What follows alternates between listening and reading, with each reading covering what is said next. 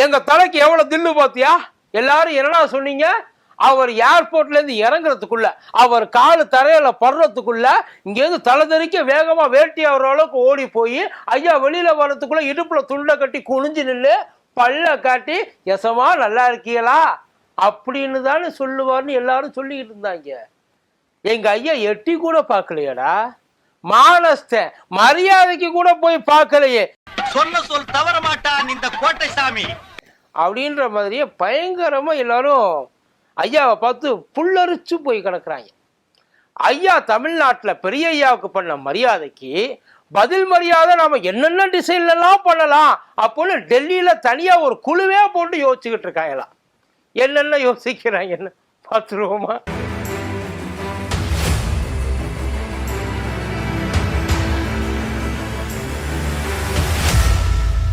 மதியம் நேருக்கு வணக்கம். இது மதியம் தர்பா. நான் கூத்தடி கோப்பி. ஐயா மோடி எப்போ தமிழ்நாட்டுக்கு வந்தாலும் ஐயா எடப்பாடியார இந்த ரெண்டு இடத்துல ஏதாச்சும் ஒரு இடத்துல பார்த்துடலாம். ஒன்று வரவேற்கிறதுலையா இருக்கலாம், இல்லாட்டி ஐயாவை வழி அனுப்பி வைக்கிறதா இருக்கலாம்.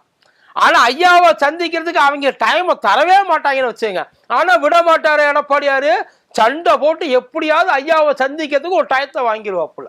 ஒன்று அவர் இருக்கிற ஹோட்டலாக இருக்கட்டும், இல்லையா மறுபடியும் பிளெயின் ஏற போவாப்புல. இல்லை ஐயா பிளேட்டை பிடிக்கிறதுக்கு முன்னாடி தாவி போய் ஐயா முன்னாடி நின்று ஐயாவை பிடிச்சி அவர் முன்னாடி சிரித்து ஐயாவை வழி அனுப்பி வைப்பார். எப்பயுமே இதான் நடக்கும். இந்த தடவையும் இதை ரொம்ப அதிகமாக எல்லாரும் எதிர்பார்த்தாங்க.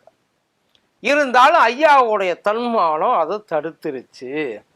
எங்கே போனால் குட்டு வெளிப்பட்டு போயிருமோன்னு சொல்லி ஐயா குட்டுப்பாய் சொல்லாமலே போயிட்டாரு அப்படின்னு சொல்லிக்கிட்டு இருக்காங்க.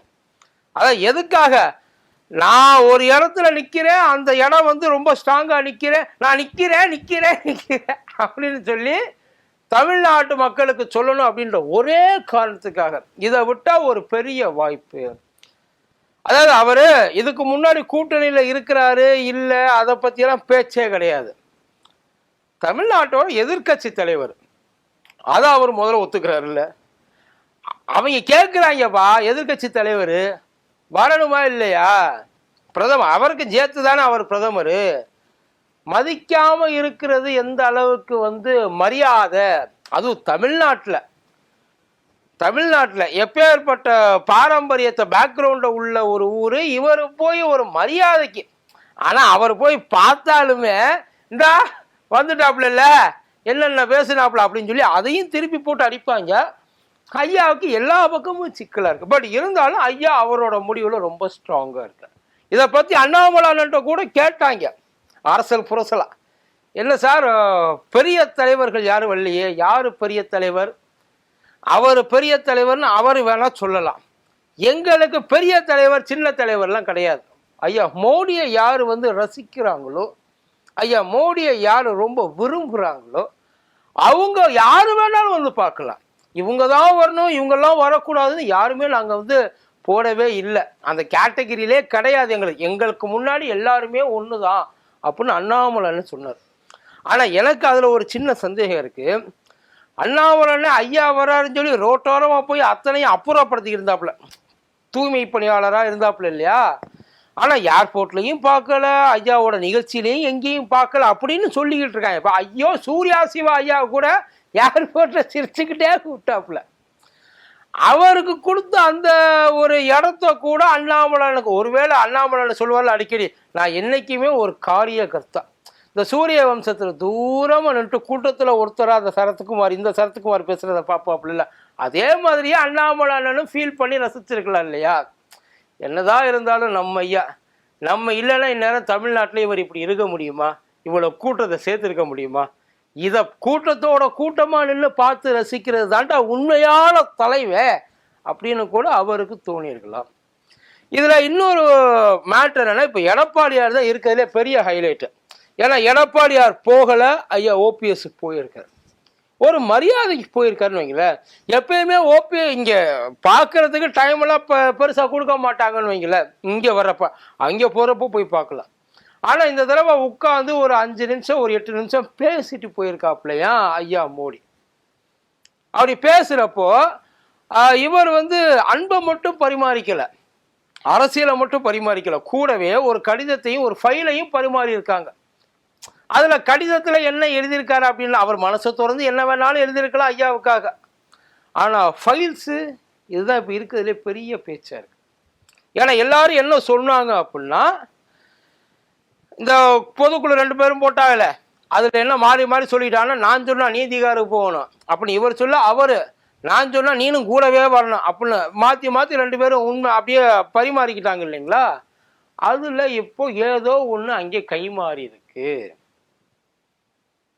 அவசியம் இதுல ஏதோ ஒண்ணு அங்கே போயிருக்கு அப்படின்ற ஒரு முடிவுக்கு வந்துட்டாங்க.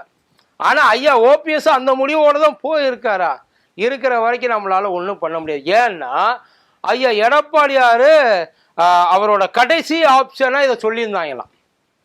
இப்ப அவர் வந்துட்டார்னா தப்பிச்சார், பொழைச்சார்.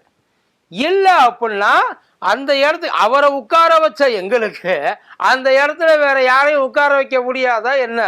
ஆளு வெயிட்டிங்ல இருக்கு. இந்த பக்கம் சசிகலாமா இருக்காங்க, இந்த பக்கம் ஓபிஎஸ் ஐயா இருக்காரு. நாங்க அவங்க 2 பேரும் ஏக்கத்தோட எங்களை பார்த்துக்கிட்டு இருக்காங்க. அவங்கள தூக்கி கொண்டாந்து ஐயா தூக்கத்துல இருக்கும் போது அங்கே வச்சிட முடியாதா? இல்ல ஐயாவை தூக்கிட்டு தான் எங்களால அங்கே வைக்க முடியாதா அப்படின்னு அங்கே டெல்லியில பிளான் போட்டுக்கிட்டு இருக்காங்க. இது ஐயாவுக்கே நல்லா தெரியும். ஏன்னா வர்றப்ப எல்லாம் சும்மா சும்மா வந்து நம்ம பார்க்கறதுனால தானே நம்மளை வந்து மதிக்கவே இல்லாம ஆளாளுக்கு பேசுனாங்க, தூக்கி போட்டு மிதிச்சாங்க. இங்க எல்லாத்தையும் வேடிக்கை தானே பார்த்தாங்க, அது வேடிக்கை தானே பார்த்தா. அப்புறம் இப்போ வர இந்த தடவை அவங்க நம்ம வேடிக்கை பார்ப்போம் அப்படின்னு அவர் உட்கார்ந்துருக்க. ஆனா அப்படி உட்கார்ந்து இருக்கிறப்பயே உளவுத்துறை மூலியமா ஒரு செய்தியும் வந்திருக்கு. நீங்க இங்கேயே உட்கார்ந்துருந்தீங்கன்னா உங்களை அவங்க எங்கே கொண்டு போய் உட்கார வைப்பாங்க, எங்கே கொண்டு போய் நிற்க வைப்பாங்கன்னு உங்களுக்கு நல்லா தெரியும். அதுக்கு தான் பிளான் போட்டுக்கிட்டு இருக்காங்க.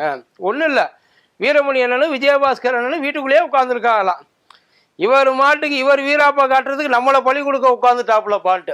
ஏன்னா ஆளுநர் அங்கே ஏற்கனவே கையெழுத்து போகிற இதில் அதான் இதுக்கு முன்னாடி ஒரு பரஸ்பர அன்பு இருந்தது மேலையும் கீழையும்.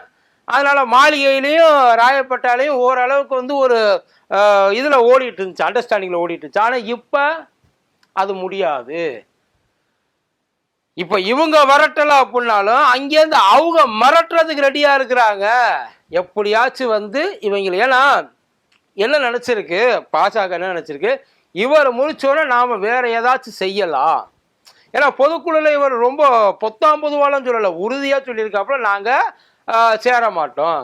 அடுத்த ஆப்ஷன்ல ஏன்னா இவர் சொல்லிட்டாப்புல கூட்டணி இல்லைன்ட்டு. ஆனா அவங்க இது வரைக்கும் நாங்க தனியா நிக்க போறோம், கூட்டணி அமைக்க போறோம் எங்கேயுமே சொல்லலை.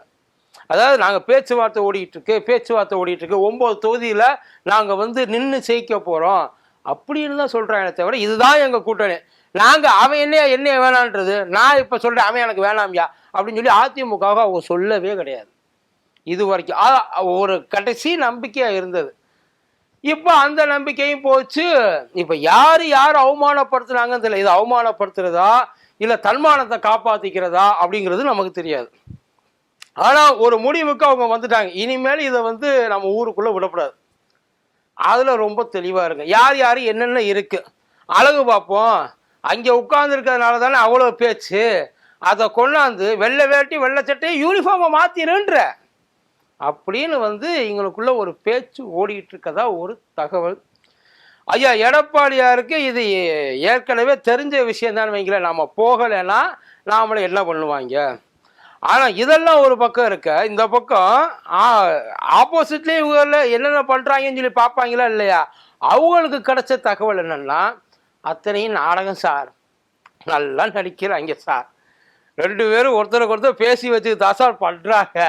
ஆனா என்னன்னா வெளியில பாக்குறப்ப இவர் வந்து பயங்கரமா வந்து ஃபோக்கஸ் பண்றோம், அதை மேலே தூக்கி வைக்கிறதுக்கு ஒன்று பார்த்துக்கிட்டு இருக்காங்க சார். அதே நேரத்தில் அவங்களோட இமேஜையும் மேலே தூக்குறதுக்கு அவங்க வேலை பார்த்துக்கிட்டு இருக்காங்க சார். இவங்க 2 பேரையும் பார்த்து தயவு செய்து நீங்க ஏமாந்துடாதீங்க சார். ஏன்னா இவங்க 2 பேரும் வெளியில தனித்தனியா நிற்கிறதே ஒன்னா இருக்க உங்களை பிரிக்கிறதுக்காகத்தான் அப்படின்னு சொல்லி அங்கே ஒரு தகவல் போயிருக்கதா ஒரு தகவல்.